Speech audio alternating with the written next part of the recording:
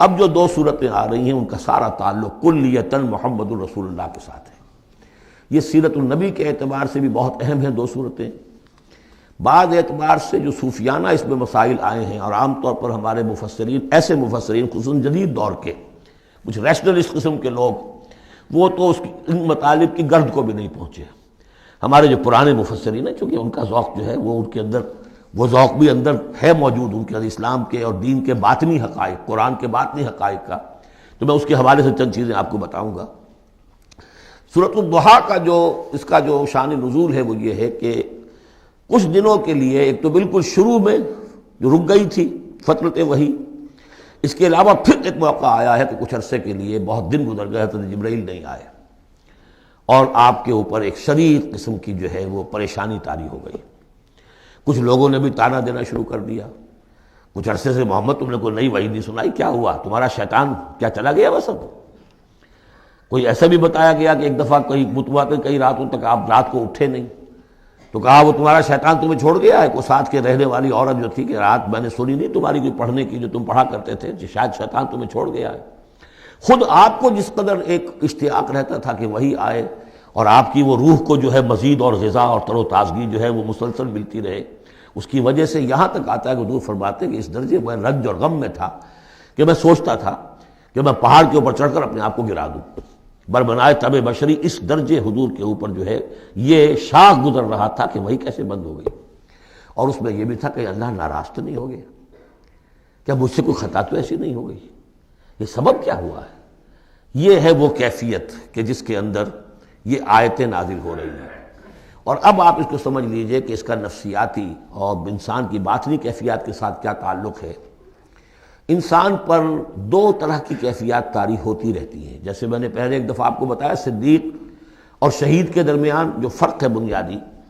کہ کچھ بنیادی طور پر لوگ ایکسٹروورٹس ہوتے ہیں، کچھ بنیادی طور پر انٹروورٹس ہوتے ہیں۔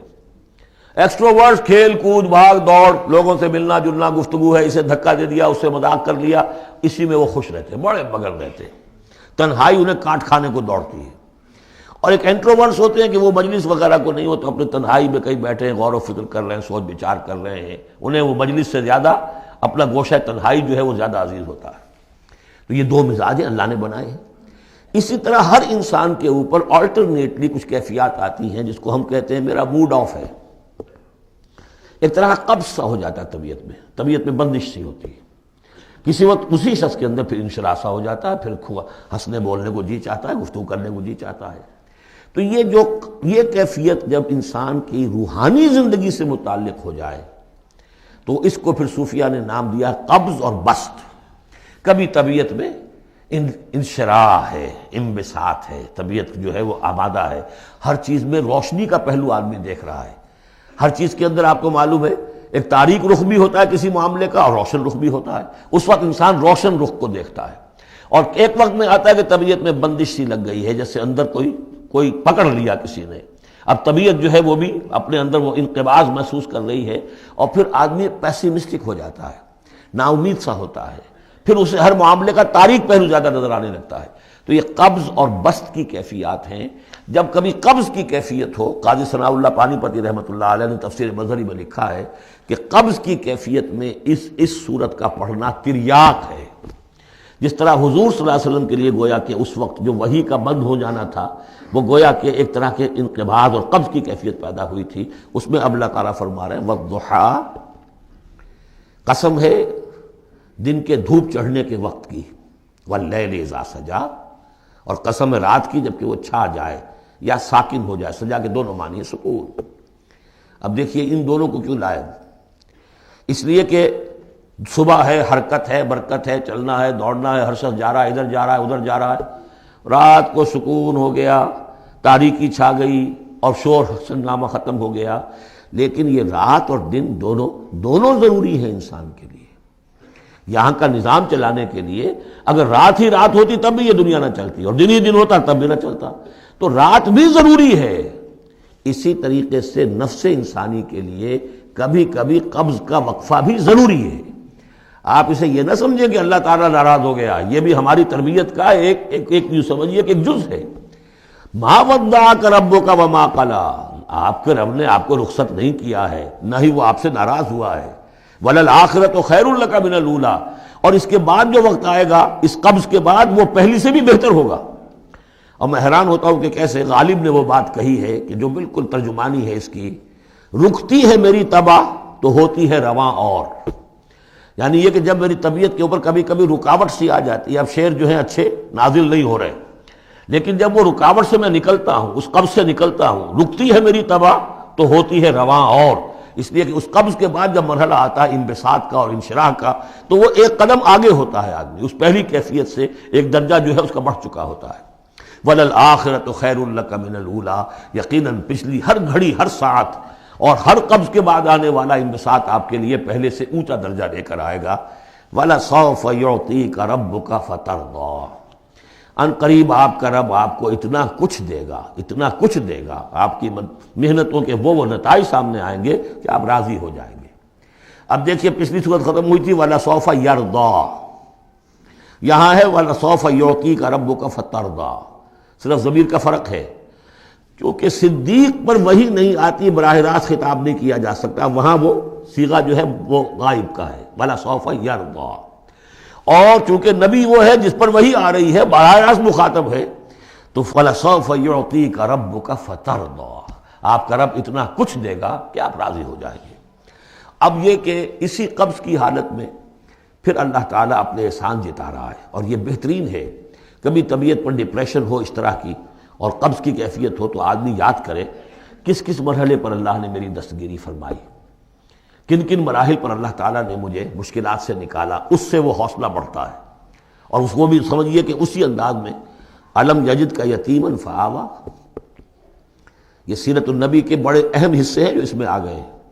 آپ کی پیدائش یتیمی میں، پوسٹیومس چائلڈ، باپ تو پہلے ہی فوت ہو چکا ہے، 6 سال کی عمر میں والدہ گئی، 8 سال کی عمر میں دادا گئے، اور وہ یعنی جو آپ نے دیکھا ہے ابتدائی زمانہ زندگی کا تو وہ یتیمی کا۔ علم یجد کا یتیمن فآوا، کیا اس نے اے محمد آپ کو نہ پایا کہ آپ یتیم تھے، پھر پناہ دی، آپ کے لیے بندوبست کیا، دادا کے دل میں جو شفقت ڈالی، پھر آپ کے تایا زبیر کے دل میں جو شفقت ڈالی۔ عبد المطلب کے بعد فوراً ابو طالب کا نام آتا ہے، حالانکہ یہ غلط ہے تاریخی اعتبار سے۔ عبد المطلب کے بعد کافی عرصے تک زبیر جو آپ کے تایا تھے وہ سرپرست تھے، پھر ان کے انتقال کے بعد ابو طالب کا معاملہ آیا، لیکن ان کو بیچ میں سے غائب کر دیا گیا ہے۔ بہرحال اللہ تعالیٰ جو بھی کسی کے دل میں ڈالتا ہے، آخر ابو طالب کے دل میں محبت ڈالی تو کس نے ڈالی؟ وہ ہم پڑھ چکے ہیں سورہ طٰہٰ میں، وَأَلْقَيْتُ عَلَيْكَ مَحَبَّةً مِّنِّي، حضرت موسیٰ علیہ السلام کی موہنی صورت کے اوپر اللہ تعالیٰ فرماتے ہیں ہم نے اپنی محبت کا پرتو ڈال دیا کہ تمہیں دیکھنے کے بعد وہ قتل کرنے کے ارادے سے باز رہ گئے، ان کے ہاتھ شل ہو گئے، ایسی موہنی صورت، اسے قتل کرنے۔ وَأَلْقَيْتُ عَلَيْكَ مَحَبَّةً مِّنِّي وَلِتُصْنَعَ عَلَىٰ عَيْنِي، یہ ہوا ہے۔ تو فرمایا علم یجد کا یتیمن فآوا ووجدک ضالا فہدا، اور پھر جب آپ شعور کی پختگی کو پہنچے اور غور و فکر کا مرحلہ آیا، حقائق میں انسان کو سوچ بچار کا مرحلہ آیا، اور آپ کو دیکھا کہ آپ تلاش حقیقت میں سرگرداں ہیں، تو ہدایت دی۔ وہ آگے آ جائے گا، بہت قریب پہنچ گئے ہم، اقرأ بسم ربک الذی خلق، وہ مرحلہ جب آئے گا۔ وَوَجَدَكَ عَائِلًا فَأَغْنَىٰ، اور پایا آپ کو تنگ دست تو غنی کر دیا۔ کس طرح سے راستہ پیدا کیا ہے خدیجہ الکبریٰ رضی اللہ تعالی عنہا نے، جو بھی ان کے آپ کے محاسن دیکھے کتنی گرویدہ ہوئی ہیں۔ بڑے بڑے سردار قریش کے جو ہے ان سے نکاح کے خواہش مند تھے، انہوں نے خود جو ہے اپنی لونی کے ذریعے سے پیغام دیا ہے حضور کو۔ تو یہ ساری چیزیں جو ہے ان کی ساری دولت جو ہے وہ پوری کی پوری انہوں نے لا کر حضور کے قدموں میں ڈال دی ہے۔ وَوَجَدَكَ عَائِلًا فَأَغْنَىٰ فَأَمَّا الْيَتِيمَ فَلَا تَقْهَرْ، تو اے نبی تقاضے ان تینوں چیزوں کے کیا ہیں؟ ہم نے آپ کو یتیم پایا، پناہ دی، اب آپ بھی یتیم کے سرپرستی کیجئے، کسی یتیم کو اس کے اوپر کوئی جبر نہ ہو، سختی نہ ہو۔ وَأَمَّا السَّائِلَ فَلَا تَنْهَرْ، اور آپ جب کہ تلاش حقیقت میں سرگرداں تھے تو ہم نے آپ کو ہدایت دی، اسی طریقے سے اب آپ کو بھی کوئی شخص سائل بن کر آپ کے پاس آئے، سوال کرے، اسے جھڑکنا نہیں ہے۔ اسے جو بھی سائل دونوں طرح کے ہوتے، سوال کرنے والا کوئی علمی سوال اور سوال کرنے والا کوئی مالی دولت، مالی مدد کے لیے۔